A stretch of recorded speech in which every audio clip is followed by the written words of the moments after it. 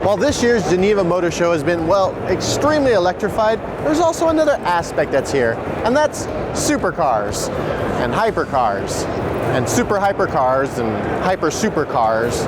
Basically just cars that go really, really fast.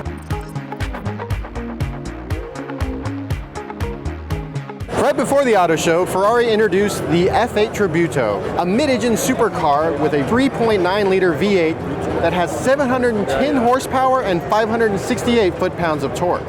Now that's a lot of torque for a car this size, and it's going to set you back $276,000. So start saving up your pennies now.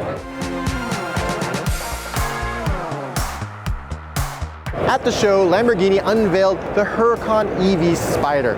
Now, we've driven the Huracan Performante Spider before, but this is the EVO, and what makes this car different is the technology inside the vehicle that actually makes it drive better for the regular person. So if you're not used to driving a supercar, it'll actually anticipate and help you keep the car on the road. Plus, you can drift it without flying off the road. The car will help you drift. It's like it has a supercomputer and a supercar that makes all this possible. If you're looking for a lot of horsepower, I mean a lot of horsepower, look no further than the electric Pininfarina Battista. It has 1,900 horsepower. 1,900! That's if you got a lot of cars, shoved them together, and somehow you made the horsepower all work at the same time.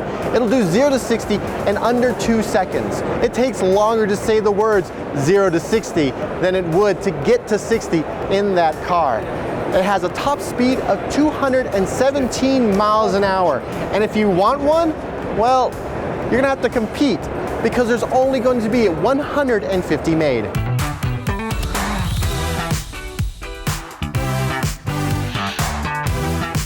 If you're interested in a hypercar that's a bit different, the Koenigsegg Jesko is the vehicle for you. It has 1,600 horsepower, and they're promising it'll go up to 300 miles an hour. 300 miles an hour, that's crazy. Also, it looks insane. It looks like they just shoved the carbon fiber on top of it and that's it, which gives it an intriguing look, but also makes it kind of difficult to take photos of. So really, to get the full view of the car, you gotta see it in person.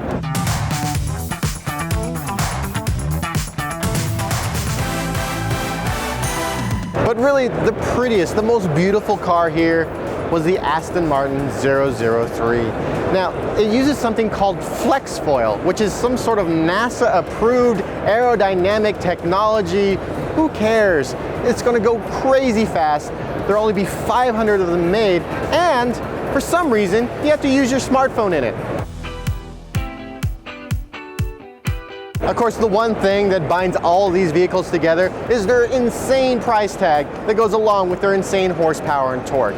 Supercars are great for looking at the technological advances in powertrain and drivetrain, but in reality, we can't afford them. I can't afford them. You probably can't either. But they do make for great posters.